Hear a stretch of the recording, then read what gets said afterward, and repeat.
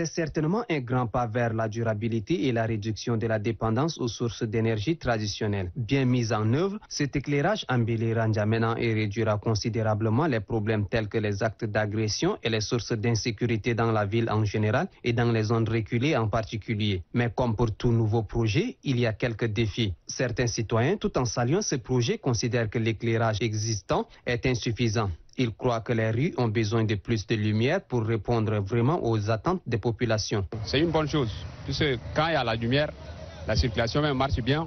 Il n'y a même pas de cas d'agression. Donc certaines voies là, ils n'ont pas encore de panneaux. Si l'État peut venir et puis installer certains panneaux là pour éclairer. Avant, on est dans l'insécurité. Mais maintenant, depuis qu'ils ont posé les panneaux, donc on est en sécurité.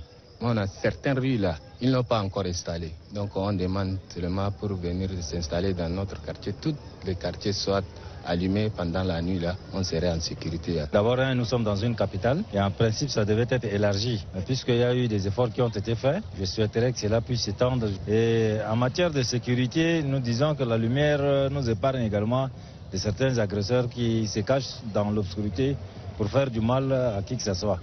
Mais notre souhait le plus ardent est qu'il faudrait qu'on étende sur toutes les grandes voies. Ça pourrait vraiment nous arranger dans cette histoire-là. D'un autre côté, le gouvernement promet de faire augmenter la production de l'énergie grâce à un champ solaire. Passé les efforts d'annonce, l'on appréciera cette augmentation au moment du pic en sollicitation d'énergie, c'est-à-dire d'avril à juin. Entre les annonces et la disponibilité d'énergie, il y a pour l'heure un gap énorme. C'est pourquoi il importe pour le gouvernement de faire accélérer ce projet avant la période de canicule où N'Djamena connaît généralement des délestages. De manière générale, le projet d'éclairage public au solaire à N'Djamena est un projet ambitieux et louable. Cependant, une évaluation et un développement supplémentaire sont nécessaires pour assurer que les besoins de la ville sont loin, bien loin des besoins de la population. C'est dire que les défis restent intacts. À force de promettre sans réaliser, les paroles perdent de leur valeur et le discrédit est dans ce cas pas loin.